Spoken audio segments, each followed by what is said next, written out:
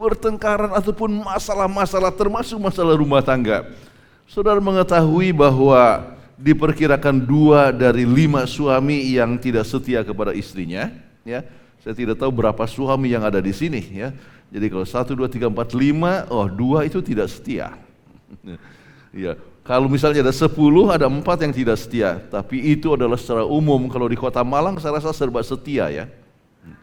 Mudah-mudahan.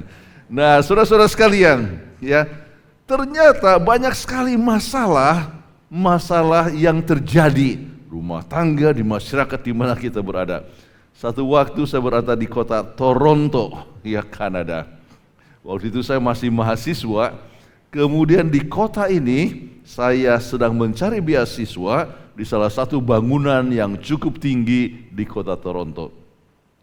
Kemudian pada saat saya sendiri sedang mengetuk pintu untuk, ya, menjual akan buku-buku kesehatan untuk mendapatkan beasiswa. Kemudian saya lihat di ujung sana ada 2 polisi. Dan mereka pakai senapan, senjata, dan langsung ditujukan kepada saya. Kemudian dikatakan, hands up! Jadi angkat tangan, tapi saya sedang bawa tas, jadi saya hanya bisa angkat tangan 1. Jadi, kemudian, come here, ya, datang sini.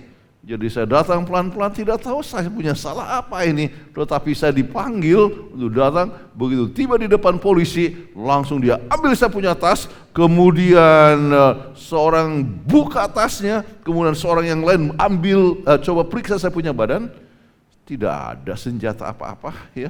Kemudian dia buka tas, dia lihatnya di situ buku-buku kesehatan, ada Bible stories. Oh, maafkan, ada apa? Terus saya tanya, ada apa yang terjadi? Kami baru saja dapat telepon bahwa seorang istri yang bertelepon katakan suaminya berada di depan kamar, dia punya apartemen, mau membunuh dia. Jadi kami pikir Anda adalah suami tersebut.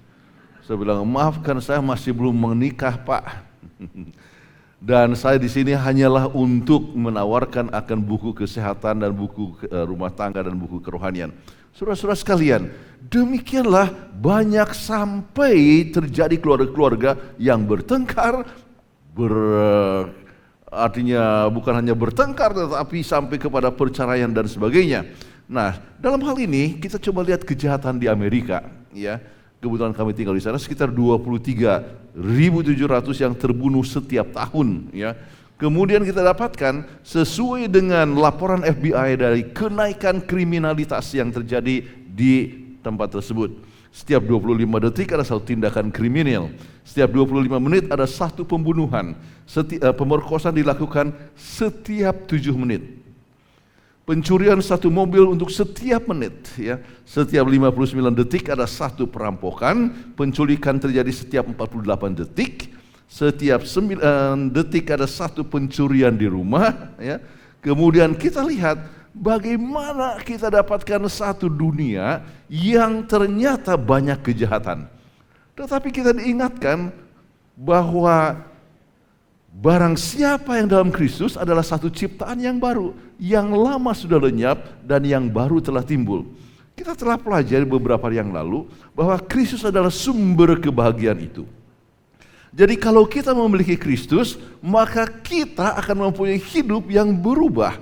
Jadi katakan di dalam Kristus, artinya mempunyai suatu hubungan pribadi dengan Kristus, maka ada suatu transformasi dalam hidupnya, maka akan terjadi satu perubahan total sehingga hidupnya adalah hidup yang berubah, ya. Jadi segala sifat tidak setia dapat ditinggalkan, segala sifat pembohong dapat ditinggalkan, segala sifat yang bersifat jahat, kepentingan diri sendiri ditinggalkan, memulai suatu hidup yang baru. Saudara-saudara sekalian, keselamatan kita harus tahu hanya melalui Kristus.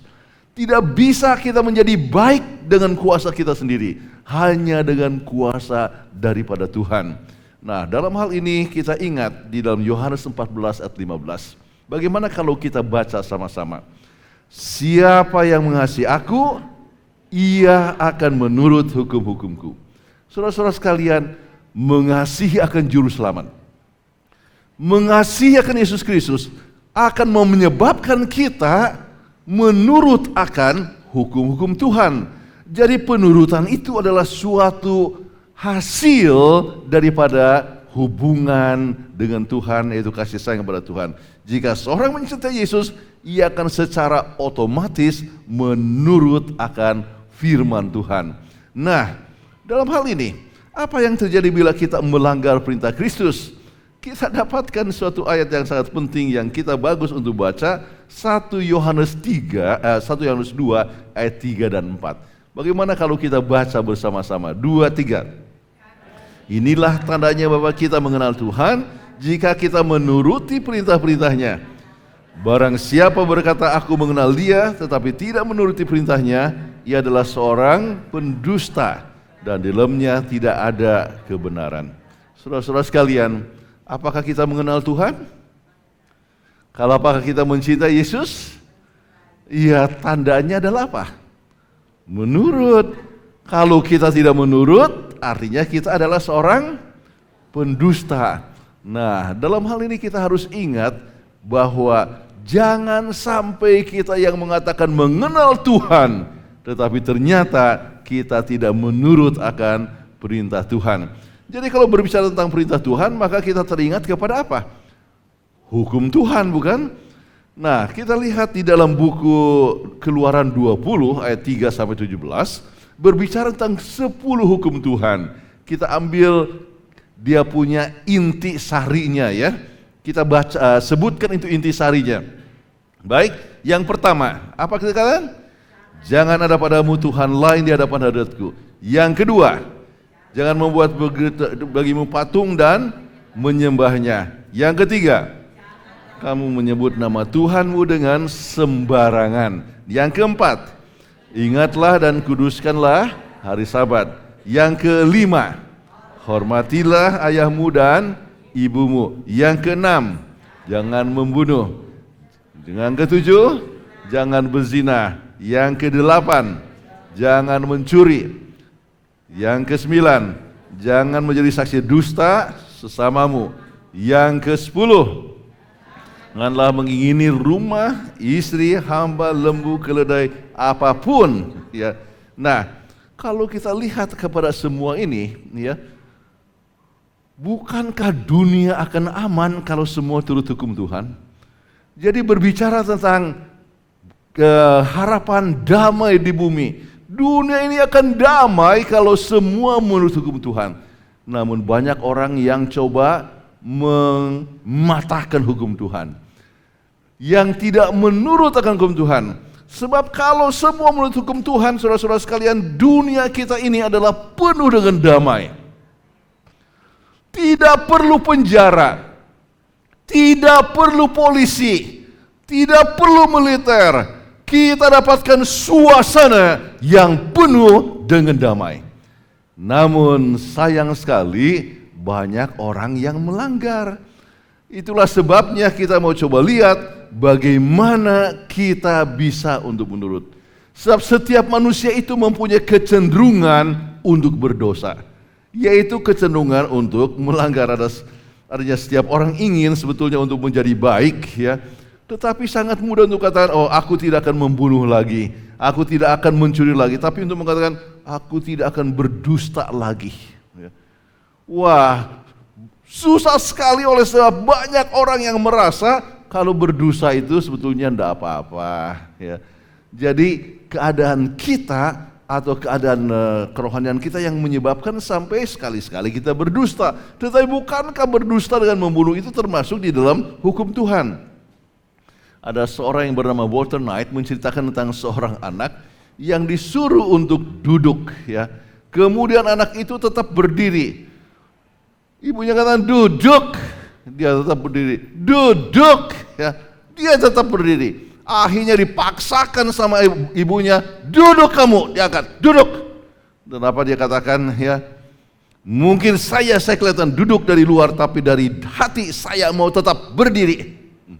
Nah, banyak orang yang mempunyai keadaan yang demikian. Kadang-kadang dipaksa untuk kelihatan menurut, tetapi di dalam hatinya tetap dia mau untuk melanggar. Saudara-saudara sekalian, kita harus menurut bukan hanya dari luar, tetapi dari dalam. Ini adalah satu hal yang sangat penting sekali. Dan bagaimana itu bisa terjadi? Kita baca bersama-sama dari Filipi 4 ayat yang ke-13. Dikatakan bagaimana? Segala perkara dapat kutanggung di dalam Dia yang menguatkan aku. Saudara-saudara sekalian, jadi menurut itu adalah satu perkara yang dapat kita peroleh jikalau kita berhubungan dengan Tuhan. Sebab di dalam Kristus ada satu kuasa yang menyebabkan kita suka untuk menurut. Dapatkah manusia diselamatkan oleh menurut akan hukum Tuhan? Dapat? Nah, jangan salah, sementara menurut itu penting, tapi keselamatan adalah melalui anugerah Allah. Efesus 2:8 dan 9. Bagaimana kalau kita baca bersama-sama? 2-3. Sebab karena kasih karunia kamu diselamatkan oleh iman. Itu bukan hasil usahamu tetapi pemberian Tuhan. Itu bukan hasil pekerjaanmu. Jangan ada orang yang memegahkan diri. Saudara-saudara sekalian, walaupun menurut itu sangat penting, tetapi keselamatan hanya melalui Yesus. Hanya melalui anugerah Allah. Dan anugerah Allah itu adalah Yesus Kristus. Namun bagi mereka yang sudah memiliki Yesus, ia rindu untuk menurut. Dan penurutan adalah sebagai hasil seorang yang sudah diselamatkan. Jangan lupa itu. Keselamatan hanya melalui Yesus Kristus. Nah, saudara-saudara sekalian, ingat, bukan oleh sebab penurutan. Kenapa? Yesus sendiri yang telah mati di Golgota, ya, untuk menebus dosa kita. Harusnya saudara-saudari dan saya yang mati. Dan mati itu adalah mati untuk selama-lamanya. Namun Yesus mati untuk kita. Oleh sebab Ia sudah mati untuk kita, kita telah ditebus, ya. Dan kita boleh menjadi manusia yang baru, dan kita boleh mempunyai sifat yang menurut. Nah, saudara-saudara sekalian, banyak sekali yang lupa apa yang Yesus telah buat adalah supaya menunjukkan hukum itu sangat penting. Sebab kalau seandainya Yesus tidak mati untuk kita, maka kita tidak bisa ditebus atas pelanggaran kita untuk dosa yang kita telah buat. Tetapi banyak orang yang katakan, wah kalau begitu ya, yang penting itu adalah Yesus dan menurut itu bukanlah hal yang sangat penting. Satu waktu kami tinggal di Singapura hampir 10 tahun sebelum pindah ke Amerika. Jadi satu kali kami libur ke Indonesia, kemudian kami pulang ke Singapura, dan kami tidak tahu bahwa rupanya ada suatu peraturan yang baru. Yaitu kalau kami harus masuk kepada satu jalan yang tertentu, namanya restricted area, yaitu satu jalan yang dilarang kita masuk kecuali ada peneng, ya. Jadi kita harus beli dulu, ya, berapa $3 kalau tidak salah waktu itu. Sesudah itu dipasang, kemudian kita masuk ke jalan itu. Kami tidak tahu itu. Jadi satu waktu kami melalui jalan, kemudian kami lihat, wah menyala, ya, itu lampu-lampu. Kemudian kami lihat, wah rupanya kami sudah melanggar itu. Dan apa yang terjadi? Betul, beberapa hari kemudian kami dapatkan sebuah surat dari kantor polisi. Dikatakan Anda pada jam sekian, hari sekian, Anda telah melanggar. Sebab itu Anda harus bayar $50. Jadi kami sudah siapkan akan cek, rupanya kita sudah melanggar, harus membayar $50. Tapi saya katakan kepada istri saya, wah gimana kalau kita minta ampun, ya, minta supaya dimaafkan. Kan kita tidak tahu peraturan ini. Jadi kami datang ke kantor polisi. Jadi kami datang ke polisi, ya, dengan membawa kami punya paspor. Dan kami katakan kepada polisi ini, Pak, kami tahu kami sudah melanggar, ya, tetapi kami tidak tahu ada peraturan demikian. Sebab waktu dikeluarkan peraturan itu, kami tidak di Singapura. kami ada di Indonesia. Jadi kami tunjukkan paspor kami ini. Kemudian ini polisi lihat, kemudian dia katakan, baiklah, kami maafkan Anda, tapi jangan Anda melanggar lagi. Ya. Jadi apakah kami diampuni? Apakah kami mendapatkan anugerah pengampunan? Dapat? Dapat. Dikatakan kami ampuni, tapi boleh melanggar terus? Tidak, ya. Sama seperti yang Yesus katakan kepada perempuan yang kedapatan telah berzina. Dia katakan, pergilah dan jangan berdosa lagi. Jadi kalau kita sudah menerima Yesus, jangan pikir wah semua sudah beres. Ya, kita tidak di bawah hukum Allah. Itulah sebabnya marilah kita ya melanggar hukum Allah. Boleh? Tidak. Keselamatan hanya melalui Yesus. Namun kalau kita sudah terima Yesus, kita jangan melanggar lagi, jangan berdosa lagi. Jadi Yesus mengajak kita untuk tetap menurut akan hukum Allah. Itulah sebabnya dia katakan bahwa sampai akhir daripada dunia ini tidak ada satu titik atau nokta daripada hukum itu yang akan dihapuskan. Saudara-saudara sekalian, menurut itu adalah satu hal yang sangat penting sekali. Kembali kepada Yohanes 14 ayat 15, kita baca lagi sama-sama saudara-saudara. Jikalau kamu mengasihi aku, kamu akan menuruti segala perintahku. Jadi mencintai akan Yesus Kristus yang sudah mati untuk kita, menyebabkan kita ingin untuk menurut akan hukum Tuhan. Nah, untuk itu saya teringat kepada pengalaman seorang istri. Dia kasihan sekali. Suaminya kejam. Mengapa? Suami ini buat suatu daftar yang sangat panjang apa yang istrinya harus buat. Jam 4 pagi bangun. Jam 4 lewat seperempat mulai masak nasi. Jam 4.30 masak ini, siapkan, bersihkan tempat ini. Kemudian jam 6 bangunkan anak-anak dan suami. Dia buat daftar, sesudah itu antar anak-anak ke sekolah, sesudah itu mencuci di rumah, kemudian dibuat banyak daftar sampai jam 11 malam. Wah, ini sang istri ini rasa susah sekali. Waktu mencuci pakaian itu dia rasa, wah suami saya kejam sekali. Dia penuh dengan kesusahan. Kenapa? Sebab dia rasa suaminya kejam. Nggak taunya, apakah ini beruntung atau rugi, suaminya itu meninggal. Ya. Kemudian dia dapatkan suami yang sangat mencintai dia. Jadi dia senang sekali dan berbahagia dengan suaminya yang baru. Dan suaminya yang baru itu tidak pernah kasih daftar apa yang dia harus buat.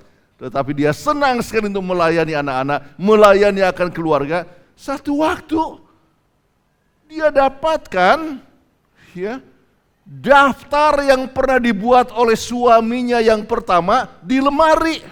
Dia ambil, wah jam 4 pagi bangun. Oh sekarang saya pun jam 4 pagi bangun, kemudian masak air, masak nasi. Ini, wah dia buat semuanya, tetapi dia buat dengan senang hati. Kenapa? Sebab ia mencintai keluarganya. Dia rasa dicintai. Jadi dia tidak merasakan pelanggaran itu, penurutan itu satu kesusahan. Dia penuh dengan sukacita. Sebab begitulah kehidupannya sekarang ini. Saudara-saudara sekalian, kasih sayang, cinta kita kepada Juru Selamat menyebabkan penurutan itu bukan beban, tetapi satu sukacita. Kita merasakan satu kebahagiaan dalam menurut. Itulah yang masing-masing kita perlu alami dalam kehidupan. Janganlah merasa susah kalau kita menurut akan hukum Tuhan. Yakobus 2:14 mengatakan, Apa gunanya saudara-saudaraku jika seorang mengatakan bahwa ia mempunyai iman, padahal ia tidak mempunyai perbuatan? Sebab iman yang sesungguhnya harus menghasilkan akan perbuatan itu. Dan dikatakan penurutan adalah suatu tanda bahwa seorang memiliki iman akan Tuhan. Saudara-saudara sekalian, kita akan selalu boleh senang untuk menurut. Mengapa kita harus menuruti akan hukum Tuhan? Ya. Di dalam Roma 3 ayat 20 mengatakan, sebab tidak seorang pun yang dapat dibenarkan di hadapan Tuhan oleh karena melakukan hukum Taurat. Karena justru oleh hukum Taurat orang mengenal dosa. Jadi apakah untungnya daripada hukum Taurat ataupun hukum Tuhan ini? Melalui hukum Tuhan kita mengenal apa? Dosa. Ya. Jadi kita tahu bahwa membunuh itu salah. Kenapa hukum Tuhan katakan demikian? Menipu itu salah, itu tertulis dalam hukum Tuhan. Melanggar hari Sabat itu salah. Kenapa? Sebab tertulis dalam hukum Tuhan. Jadi hukum Tuhan berguna sekali untuk kita, berguna supaya kita tahu apa yang menjadi kehendak Tuhan. Itu tidak pernah menyelamatkan kita. Saudara-saudara sekalian, di dalam buku Yakobus pasal 1 ayat 23 dan 24 kita baca bersama-sama. Sebab jika seorang hanya mendengar firman saja dan tidak melakukannya, ia adalah seumpama seorang yang sedang mengamat-amati mukanya yang sebenarnya di depan cermin. Baru saja yang memandang dirinya, ia sudah pergi dan ia sudah segera lupa bagaimana rupanya. Jadi hukum Tuhan itu seperti apa? Cermin. Apakah cermin bisa menyelamatkan kita? Kalau kita lihat cermin, kita lihat di sini rupanya ada kotor. Apakah cermin ini bisa membersihkan yang kotor? Tidak. Kita yang harus bersihkan, ya. Jadi cermin itu bermanfaat untuk melihat kesalahan kita. Demikianlah hukum Tuhan, saudara-saudara. Hukum Tuhan itu begitu penting sekali supaya kita tahu mana yang menjadi kehendak Tuhan dalam hidup kita. Hukum Tuhan menunjukkan bahwa kita harus membersihkan kehidupan kita. Ya, itu satu hal yang sangat penting. Sama seperti tanda jalan yang menunjukkan mana yang harus belok ke kiri ataupun ke kanan. Jadi ceritakan satu orang, ya, pendeta berjalan bersama-sama dengan seorang pemuda. Ya, jadi ini pendeta ini yang bawa mobil, dia supirnya. Kemudian langsung dia berbicara mengenai soal agama. Terus apa yang dikatakan oleh orang muda ini? Dikatakan, wah, saya tidak suka hukum. Ya, kenapa tidak? Ya, dikatakan jangan ini, jangan itu, jangan, bukan jangan bahasa Jawa ya, tapi maksudnya jangan membunuh, jangan berdosa. Oh, serba jangan, saya tidak suka. Jadi waktu itu katakan jangan, ya, jangan, saya tidak suka. Maka kebetulan ada tanda di situ yang tidak boleh masuk, ya.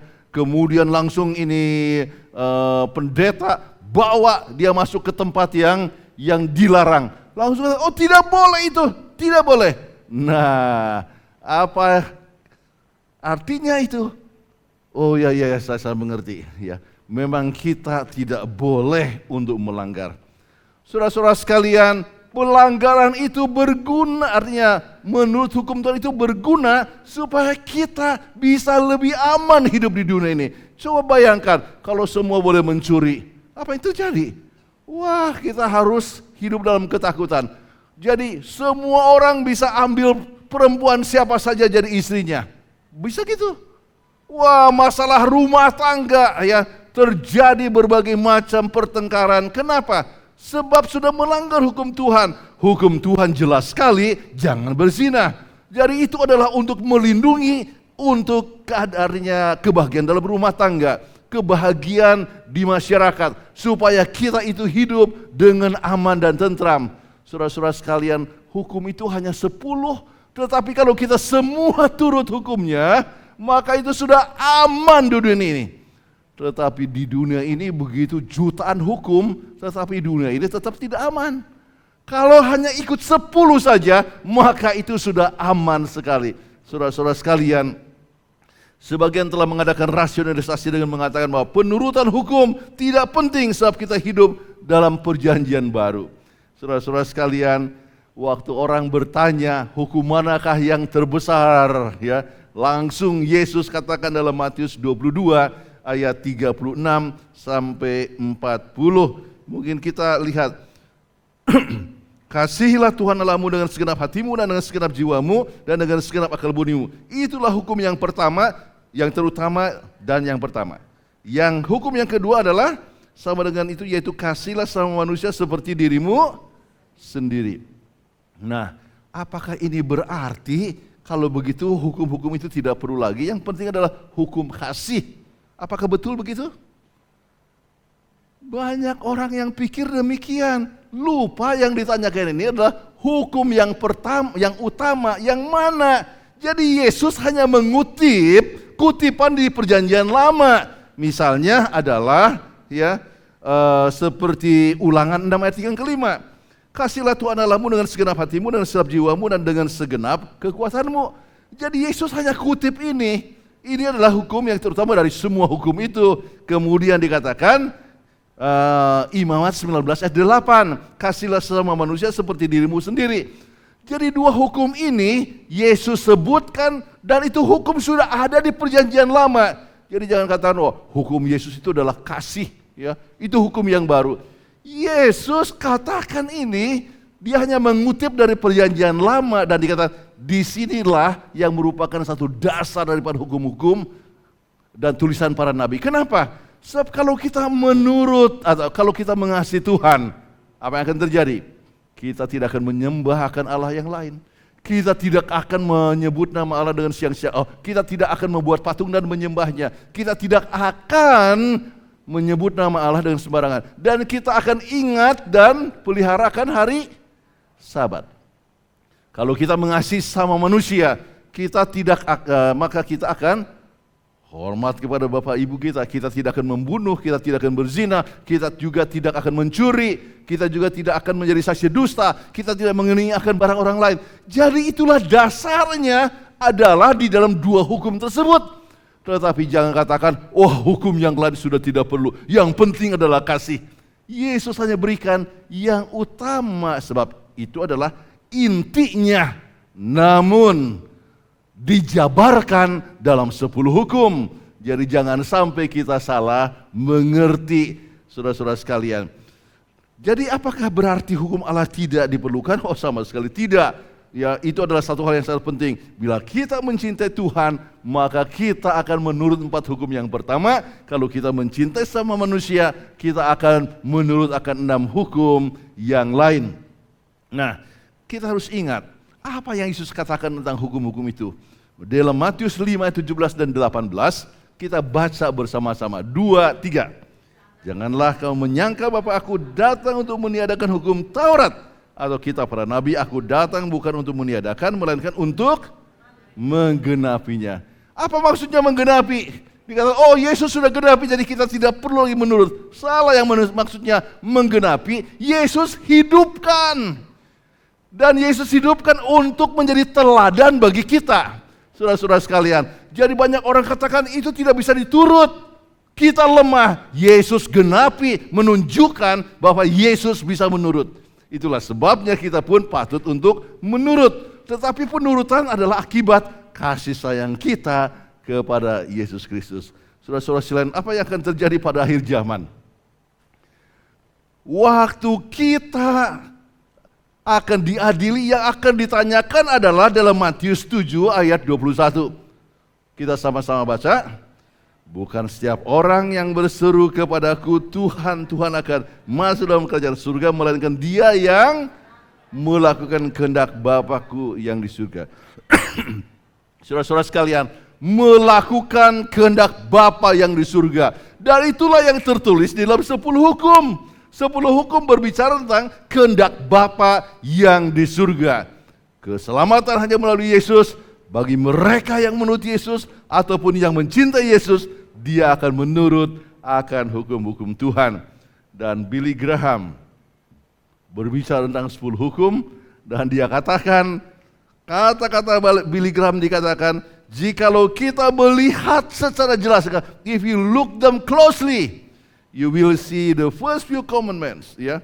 about relationship with God. Berbicara tentang hubungan kita dengan Tuhan dan hubungan dengan sama manusia. Dan dikatakan they express the unchanging will of God in our lives. 10 kemenunjukan adalah kehendak Tuhan yang tidak berubah dalam kehidupan kita. Jadi itu berarti bahwa ini adalah sama seperti Tuhan kehendaki supaya orang Israel hidup aman. Maka Tuhan pun menghendaki supaya kita hidup tentram, aman dan damai. Baik di bumi itu bisa diperoleh jika baik, saudara-saudara.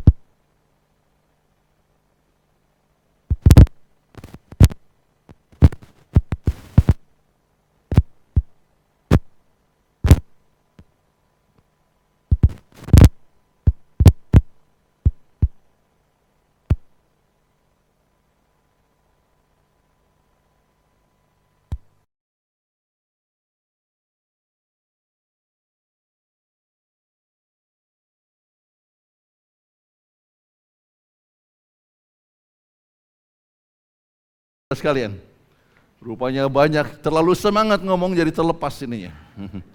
Memang kehendak Tuhan, firman Tuhan harus disampaikan dengan penuh semangat, saudara-saudara. Ya, sebab Tuhan itu cinta kepada kita. Nah, saudara-saudara sekalian, apa yang akan terjadi dengan umat Tuhan? Ya, umat Tuhan itu tandanya itu adalah apa?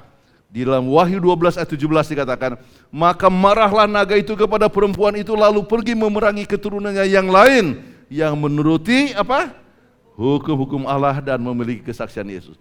Jadi perempuan itu mengelambangkan adalah gereja. Saudara-saudara, kita bisa bahas lebih dalam mungkin hari Sabtu ya. Kita akan bahas bagaimana itu pentingnya gereja yang digambarkan sebagai perempuan di dalam Alkitab tersebut. Jadi tanda daripada gereja yang sisa ini dikatakan adalah bukan hanya memiliki Kristus, tetapi juga menurut akan hukum-hukum Tuhan. Jadi hukum itu adalah satu hal yang sangat penting. Baik, sebagai penutup saya ingin ceritakan pengalaman seorang yang bernama Kim. Kim ini sedap sekali satu waktu. Dia merasa senang sekali. Kenapa saudara-saudara dia merasa senang? Sebab suaminya dapat lotre. Wah, kalau suami Anda dapat lotre senang kan? Jadi dia dapatkan lotre, dia senang sekali ya. Wah, saya akan jadi miliuner ya. Kemudian suaminya yang menang lotre, wah, berikan kabar gembira ini dan mereka sangat senang sekali. Tetapi rupa-rupanya ini Kim, dia punya pil. Tahu pil? Pria idaman lain, ya. Jadi oleh sebab dia punya pil, pria idaman lain, dia ngomong telepon langsung dengan dia punya pil ini, dengan suami saya dapatkan lotre, ya. Apa yang kita akan buat? Kemudian laki-laki itu katakan, pilnya katakan, wah gimana kalau kita bunuh saja suamimu? Ya. Bunuh, kemudian kita berdua jadi hidup bahagia oleh sebab punya uang lotre, ya. Jadi waktu dia ngomong-ngomong tersebut, dia bicara dengan serius sekali bisik-bisik. Dia tidak tahu anaknya dengar. Jadi waktu anaknya itu dengar, wah, anaknya pikir rupanya ibunya punya pil, kemudian merencanakan untuk membunuh akan bapaknya yang dia cintai. Tidak ada jalan yang lain.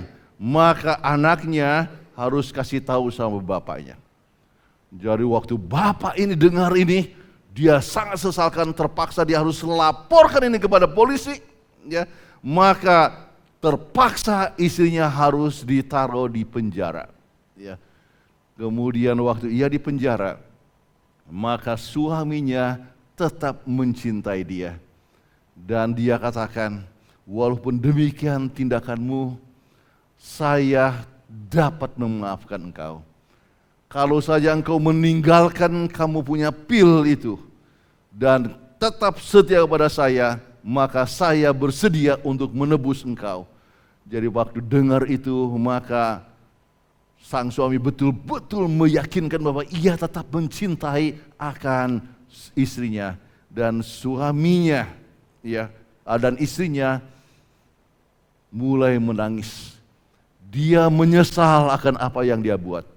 Sekarang dia berada dalam penjara sebagai akibat daripada komplotan yang dia telah buat dengan pil itu. Ternyata suaminya yang selama ini dia hianati tetap mencintai dia. Maka dia katakan, baiklah, ya, tolonglah saya, keluarkanlah dari sini, dan saya tidak akan pernah ada hubungan lagi dengan laki-laki tersebut. Maka apa yang dibuat? He bailed her out. Artinya, suami ini mendebus dia.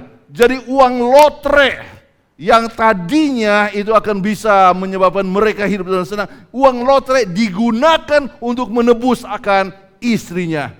Dan sekarang istrinya merasa sangat senang. Dan dia katakan dengan kata-kata, I will love you forever. Aku akan mencintai engkau selama-lamanya. Sekarang aku akan setia kepadamu. Aku tidak akan melanggar lagi. Aku tidak akan mengkhianati engkau lagi. Kenapa? Engkau begitu mencintai aku. Saudara-saudara sekalian, inilah hubungan yang masing-masing kita harus ingat. Pada saat kita mengkhianati Tuhan, Yesus mencintai kita. Yesus datang kepada kita dan Ia siap mengampuni dosa kita. Ia siap mengampuni kita dan Ia telah mati untuk kita. Saudara-saudara sekalian, yang kita harus datang adalah, yang perlukan adalah datang kepadanya. Ya. Kita perlu datang kepadanya supaya kita boleh menerima akan keselamatan itu. Saudara-saudara sekalian, Sunshine akan menyanyikan sebuah lagu yang sangat penting. Bagaimana Tuhan berbicara dan memanggil kita dengan suaranya yang lembut, ya. Suaranya yang lembut. Ini adalah nyanyian kesukaan anak kami, ya, yang sudah meninggal, ya. Dia sering main piano sambil menyanyikan lagu ini. Dia suka khotbah. Sesudah khotbah dia nyanyikan nyanyian ini untuk memanggil orang datang kepada Tuhan. Kita dengar nyanyian yang dinyanyikan oleh Sunshine.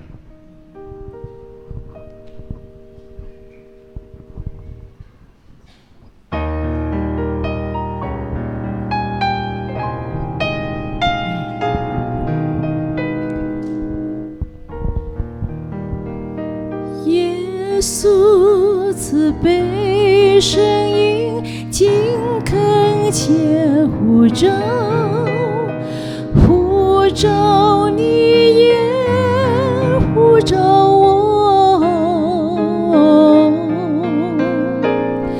因他在门口专心等候相招，他在等你也等我，回家回家，困乏之人应回家，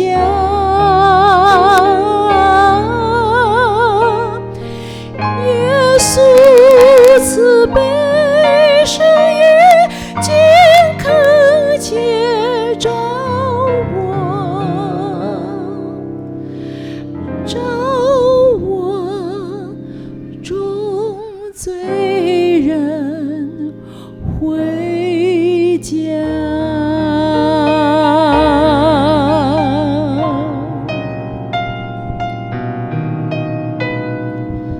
Why should we tarry when Jesus is pleading, pleading for you and for me?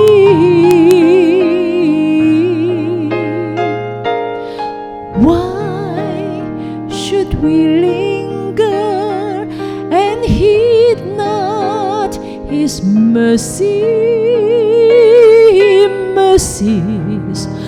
for you and for me? Come home, come home,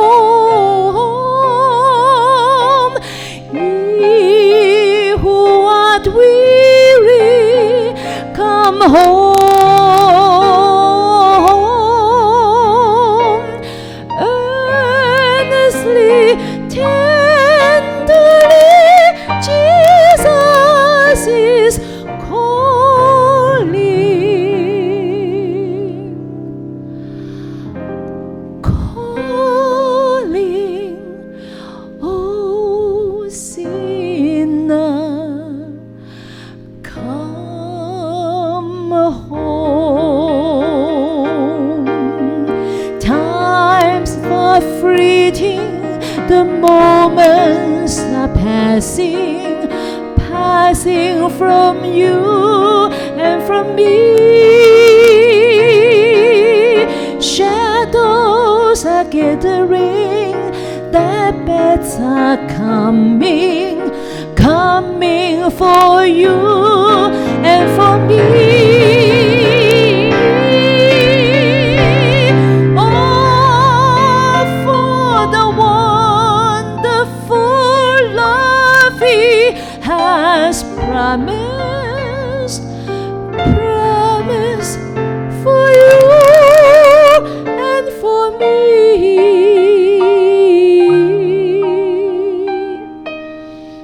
Though we have sinned, He has mercy and pardon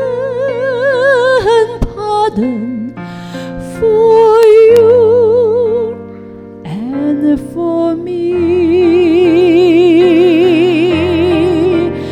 Come home, come home,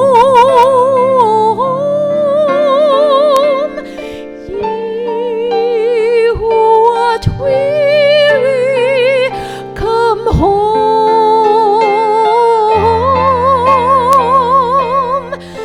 Earnestly, tenderly, Jesus is calling.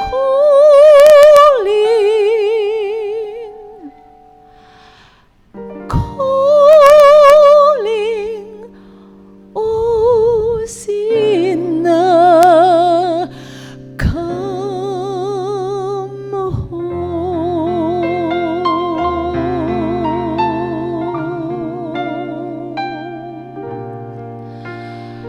Come home.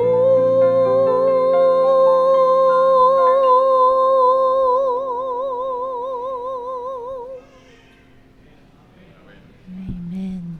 Sesungguhnya Tuhan memanggil kepada kita semua orang berdosa untuk pulang ke rumah. Ya. Marilah pulang ke rumah, mengikuti akan suara Tuhan. Saudara-saudara sekalian, malam hari ini saya ingin bertanya kepada saudara-saudara, siapa yang percaya bahwa keselamatan itu hanya tergantung kepada Yesus? Boleh angkat tangan saudara-saudara? Puji Tuhan. Sementara Yesus adalah sumber keselamatan itu. Siapa yang percaya bahwa yang mencintai Yesus akan menurut hukum-hukumnya? Boleh saya lihat tangan saudara-saudara? Puji Tuhan. Dan siapa yang rindu untuk menurut hukum Tuhan dengan kuasa Tuhan? Saya mengundang saudara untuk berdiri di tempat. Yang rindu untuk menurut hukum Tuhan dengan kuasa yang berasal daripada Tuhan. Puji Tuhan. Kita sama-sama berdoa. Bapa kami dalam surga, kami puji nama Tuhan oleh sebab kasih-Mu yang ajaib. Engkau telah mati untuk bagi kami, supaya kami mendapatkan keselamatan. Biarlah masing-masing kami selalu menerima Yesus dalam hati kami masing-masing. Dan biarlah kami punya kasih sayang bertumbuh kepada Tuhan. Dan dapat ditunjukkan melalui penurutan kepada kehendak Tuhan. Menurut akan hukum-hukum Tuhan. Supaya kami dapat menunjukkan kepada dunia bahwa kami bukan pendusta. Kami benar-benar mengenal Tuhan. Kiranya kami boleh setia dalam penurutan sekarang sampai selama-lamanya. Terima kasih Engkau telah pimpin pertemuan kami malam hari ini. Dan biarlah kami pulang ke rumah masing-masing dengan penuh damai dan sejahtera. Dan kami boleh belajar lagi kembali besok bagaimana kami untuk menurut kehendak Tuhan sebagaimana apa yang Tuhan kehendaki. Kami mohonkan doa ini dalam nama Kristus Yesus, Juru Selamat kami. Amin. Baik, untuk besok malam kita lihat kepada judulnya, ya, rupanya akan diumumkan oleh protokol.